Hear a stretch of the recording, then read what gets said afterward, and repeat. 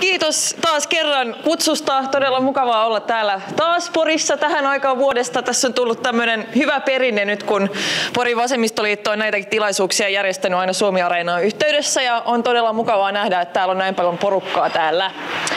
Tämä on nyt tämmöinen nauhoittava mikki, eikä sellainen, joka lisäisi tätä mun äänenvoimaa, että toivottavasti mun ääni kestää ja kaikki kuulee. Kuuleeko kaikki tarpeeksi hyvin, jos puhun näin? Hyvä. Mutta mä olin ajatellut 10 minuutissa puhua ihan lyhyesti niin kuin ajankohtaisista asioista valtakunnan tasolla. Erityisesti 2 aihepiiriä, josta ajattelin puhua. Ensimmäinen on Euroopan unioni ja sen tulevaisuus, ja toinen on suomalainen työelämä ja sen tulevaisuus. Ja yritän pärjätä 10 minuutilla, niin ehditään sitten jää aikaa sille keskustelulle myöskin, koska mä haluan kuulla teidän näkemyksiä ja mielipiteitä. Mutta silloin kun mä olin viime vuonna täällä Suomi-areenassa, niin silloin puhuttiin koko ajan Kreikasta sen lisäksi, että täällä tietenkin nämä suomalaisen poliittisen keskustelun perusteemat aina toistuu, että aina Suomi-areenassa puhutaan myöskin työstä ja verotuksesta ynnä muuta, mutta ehkä osoittaa hyvin, miten nämä kansainväliset kysymykset, niin niistäkin on tullut tavallaan aika kiinteä ja tärkeäkin osa sitä suomalaistakin politiikkaa, sitä keskustelua, mitä täällä käydään.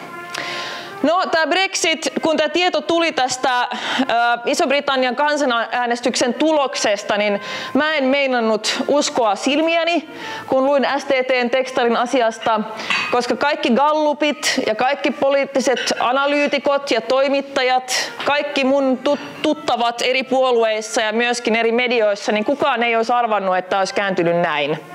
Myöskin nämä vedonlyöntifirmat ja muut, jotka yleensä, oliko se Arhimäen Paavo, joka sanoi, että vedonlyöntifirmat tietää galluppeja paremmin yleensä niin kuin nykyään, että miten vaaleissa tulee käymään, niin nekin olivat väärässä tästä Brexitistä.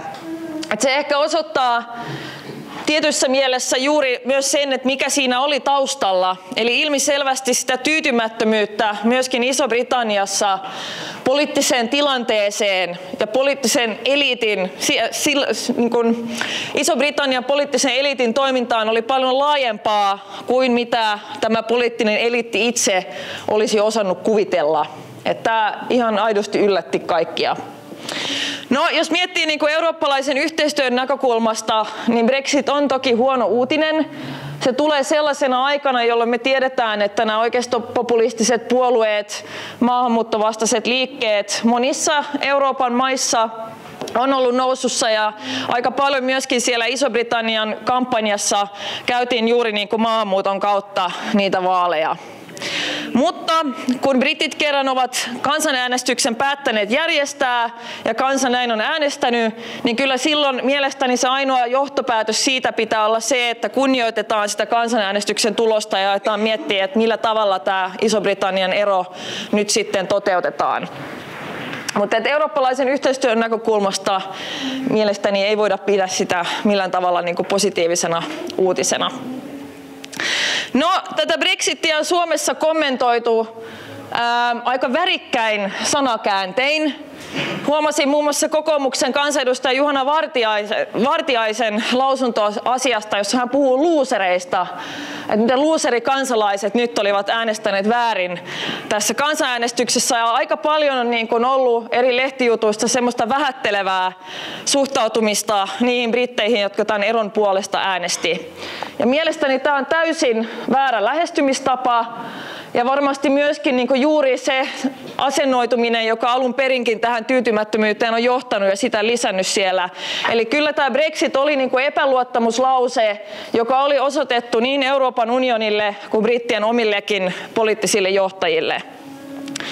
Ja kun on näitä tekstiä sieltä lukenut ja yrittänyt perehtyä siihen, että mihin ihmiset sitten loppupeleissä olivat tyytymättömiä, niin kyllä se liittyy hyvin pitkälti siihen, että EU ei ole pystynyt lunastamaan niitä lupauksia, mitä on annettu siitä, että tässä myöskin oltaisiin tavallisten kansalaisten hyvinvointia parantamassa ja sitä turvaamassa sen eurooppalaisen yhteistyön kautta. Eli tämä maahanmuuttoteema Briteissä ei liittynyt niin vahvasti pakolaisiin, vaan liittyy EU:n sisäiseen työperäiseen maahanmuuttoon. Eli vähän tätä sama problematiikka kuin mistä Suomessakin puhutaan, että tulee tätä palkkadumppausta ja ulkomaalaisten työntekijöiden niin kuin hyväksikäyttöä on tosiasia myöskin suomalaisilla työmarkkinoilla, aivan kuten on ollut Briteissäkin. Ja Muun muassa Lontoon Cityhän on yksi Euroopan unionin veroparatiiseista, ja tämä on toinen tällainen aihepiiri, jossa EU on epäonnistunut. EU ei ole pystynyt puuttumaan edes siihen suurimpaan niin kuin meidän hyvinvointiyhteiskuntaan niin kuin nakertavaan ilmiöön, kuten veroparatiisitalouteen ja niihin veroparatiiseihin, jotka sijoitsevat Euroopan unionin sisällä EUn alueella. No, mitä johtopäätöksiä sitten, miten nyt pitäisi toimia? Olen sanonut, että mielestäni tämä Brexit pitäisi olla tällainen herätys ja aika kovakin sellainen nyt eurooppalaisille päättäjille kaikissa maissa. Eli viimeistään nyt on pakko tehdä suunnanmuutos myöskin niin kuin Euroopan tasolla tässä harjoitetussa politiikassa. Muuten EU tuhoaa tietyssä mielessä itse itseään. Et siitähän tässä on kyse. Eli on selvästikin nyt, jos halutaan palauttaa ihmisten uskoa siihen, että Euroopan unionin puitteissa voidaan myöskin tehdä ihmisten hyvinvointia palvelevaa politiikkaa, niin kyllä se silloin tarkoittaa, että nyt pitää saada päätöksiä aikaiseksi, mitä tulee aggressiiviseen verosuunnitteluun, mitä tulee veroparatiiseihin. Kyllä se silloin tarkoittaa sitä, että myöskin kansallisesti aletaan miettiä, että miten me voidaan hoitaa meidän työsuojelua ja meidän työmarkkinalainsäädäntöä niin, ja tilaajavastuulainsäädäntöä kehittää niin, että ei tapahdu tällaista niin kuin työntekijöiden työehtojen ja palkkojen polkemista ja vastaavan tyyppistä, mitä nyt valitettavasti ollaan nähty. Josta pääsen tälleen sopivasti aasinsillalla tähän mun toiseen aihepiiriin. Mulla ei ole mitään hajua, miten pitkään mä oon puhunut, että toista Raisa sanoi sitten, kun 10 minuuttia on mennyt. Eli suomalaiseenkin työelämään ja työmarkkinoihin. Mä kävin tuossa äsken Suomen yrittäjien paneelissa puhumassa työstä ja sitä aamupäivällä olin Bayerin järjestämässä paneelissa monikansallisista yrityksistä. Ja kyllä mielenkiintoista huomata, että tämä työmarkkinakeskustelu Suomessa edelleen jatkuu tätä samaa vanhaa ja äärimmäisen vanhanaikaista kaavaa, mitä tämä hallitus nyt omilla toimillaan erityisesti on vahvistanut. Eli siellä Suomen yrittäjät edelleen puhuu siitä, että saadaan työllisyyttä lisättyä Suomessa, kaikki nämä meidän pitkäaikaistyöttömät nyt työllistettyä, jos lähdetään lisäämään joustoja työmarkkinalainsäädäntöön. Siellä Pentikäinen linjasi irtisanomissuojan höllentämisen puolesta pienissä firmoissa. Hän olisi valmis myöskin puuttumaan yleissitovuuteen. Kuulemma ei murtamaan sitä kokonaan, mutta vähän pitäisi kuitenkin saada joustoa lisää. Ja puhuttiin edelleen myöskin tästä koeajan pidentämisestä. Ja siis mä en ole tavannut vielä yhtäkään, ja mä oon ollut tästä kilpailukykysopimuksesta aika paljon eri puolilla maata puhumassa, ja mä en ole vielä tavannut yhtäkään yrittäjää, joka olisi mulle sanonut, että se 6 minuuttia lisää päivässä on niin kuin välttämätön edellytys ja voitto. Vaan kyllä ne puhuu enemmänkin juurikin tästä paikallisesta sopimisesta, ja todella paljon on myöskin yritysjohtajia, jotka puhuu tutkimuksesta ja innovaatioista ja meidän tutkimusrahoituksesta ja sen merkityksestä suomalaiselle niin kuin taloudelle ja kansantaloudelle. Eli Sipilä on nyt tehnyt sellaista, että niin sanottua tämän hallituksen kilpailukykypolitiikkaa ei ole niin kuin tätä päivää, eikä se ole tätä maata edes. Että ajatellaan, että voidaan niin kuin Suomen kaltaisen maan taloutta parantaa sillä, että leikataan palkkoja, pidennetään työaikaa ja sitten samanaikaisesti vähennetään rahoitusta koulutuksesta ja tutkimuksesta ja innovaatiotoiminnasta. Juurikin niin kuin päinvastaista kuin mitä pitäisi tehdä. Ja sen lisäksi tällä hallituksen työmarkkinapolitiikalla on ollut sellainen ikävä seuraus, että se on myös johtanut siihen, että tämä keskustelu nyt vielä vahvemmin käsittelee vain sitä, mitä työntekijä maksaa työnantajalle. Puhun siitä, että Suomessakin Vasemmistoliiton yhtenä tehtävänä on saada tämä keskustelun painopiste siirrettyä siihen, että puhutaan vaikkapa siitä, miten se työntekijä jaksaa, eikä siitä, mitä hän maksaa. Että kyllä silläkin on niin kuin hyvin paljon merkitystä työn tuottavuudelle ja firmojen pärjäämiselle se, että miten työntekijät omassa työssään voi, miten ne jaksaa, miten ne kokee, että ne voi vaikuttaa siihen oman työnsä sisältöön. Eli ne meidän lääkkeet tähän Suomen taloudelliseen tilanteeseen ja myöskin työllisyyden parantamiseksi, jonka puolesta ollaan puhuttu myös eduskunnassa, lähtee ensinnäkin tästä kotimaisesta kysynnästä ja ostovoimasta, eli sen tukemisesta. Eihän firmat palkkaa ketään, jollei niillä ole asiakkaita ja kysyntää, joku, joka niiden tuotteita ja palveluita ostaa. Ja tämä pitäisi huomioida, kun tehdään palkka- ja verotusratkaisuja, eikä tehdä päinvastaisia päätöksiä, kuten nyt tämän kilpailukykysopimuksen yhteydessä tehtiin. Toinen vaatimus, mitä ollaan esitetty, on julkisten investointien lisääminen. Kyllä Suomessakin on sitä tekemätöntä työtä paljon, jos me katsotaan meidän infrastruktuuria, jos me katsotaan kaikkia isompia kaupunkeja käytännössä Suomessa, jossa on tarvetta muun muassa vuokra-asuntotuotannon määrää lisätä. Meillä olisi mahdollisuuksia myöskin uusiutuvan energian osalta cleantechissä, tutkimusrahoitukseen panostamalla lisätä. Ja sitten 4. tämmöinen toimenpidekokonaisuus, joka on meille tärkeä, on myöskin työllistämistoimet. Eli tilanteessa, jossa pitkäaikaistyöttömien osuus työttömistä on suurempi kuin mitä se oli 90-luvun laman aikana, ja me ollaan nyt ohitettu juurikin tänä keväänä se rajapyykki Suomessa, niin pitää olla riittävästi resursseja myöskin esimerkiksi palkkatukeen, siihen, että saadaan ne työttömyysjaksot pysymään mahdollisimman lyhyinä, että ihmiset on niin kuin tavallaan siinä työn syrjässä kiinni. Ja mä kävin Kainuussa viime viikolla, jossa vierailin Paltamon kunnassa, siellä on sellainen työvoimayhdistys. Ja ne nosti toisen mielestäni aika tärkeän näkökulman esille, mitä tulee pitkäaikaistyöttömiin. Ja se on se, että meillä on Suomessa myös aika paljon ihmisiä, jotka roikkuu niin sanotusti työttömyystilastoissa, vaikka ne tosiasiassa eivät ole työkykyisiä enää.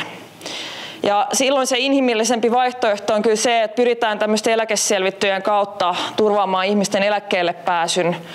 Että se on niin kuin inhimillisempi ehkä tapa sitten tukea näitä ihmisiä kuin se, että on siinä samassa niin kuin työvoimahallinnon pyörityksessä sitten vuosi toisensa jälkeen.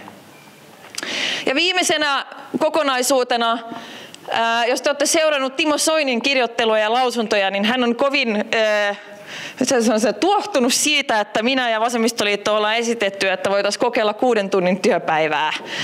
Kun Timo Soinin mielestä tämä on siis Timo Soinin mielestä pölhöpopulismia, siis paraskin kriitikko niin kuin tässä suhteessa, mutta ehkä osoittaa myöskin jälleen kerran sen, että miten niin kuin vähäistä ymmärrystä tai kiinnostusta perussuomalaisten sisällä on niin kuin aidosti työelämän kehittämiselle tai niin kuin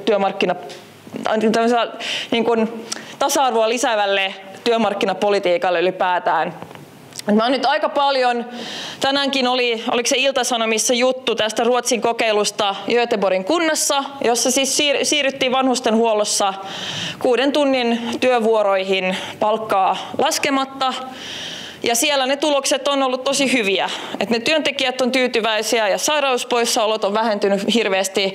Totta kai se jonkun verran, ja tarkoittaa myöskin sitä, että kunta saa palkattua lisää väkeä sinne, eli työntekijäresursseja on myös lisätty. Ja Ruotsissa sitä on kokeiltu myöskin yksityisellä puolella, monissa pienissä firmoissa, jossa jotkut yrittäjät ovat sitä mieltä, että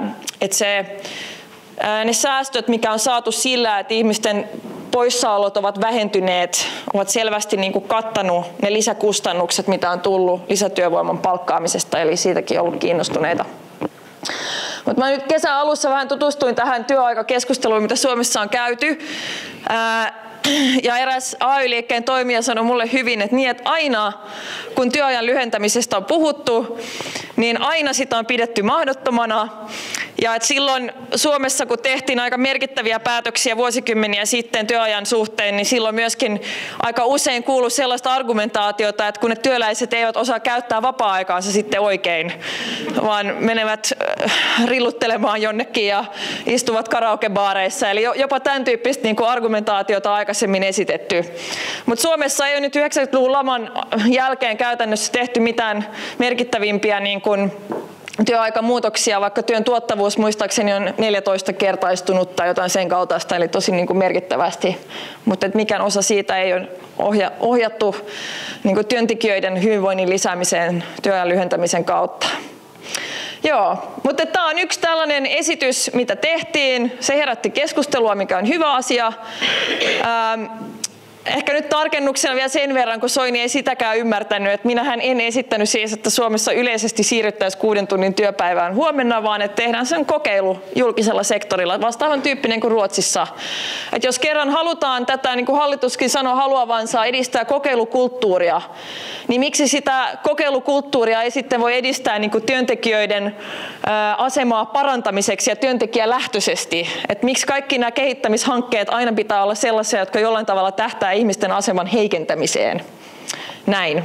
Mutta ehkä me lopetan siihen ja sitten voidaan jatkaa jatkaa keskustelua, koska nyt mä oon varmasti puhunut yli 10 minuuttia. Kiitos.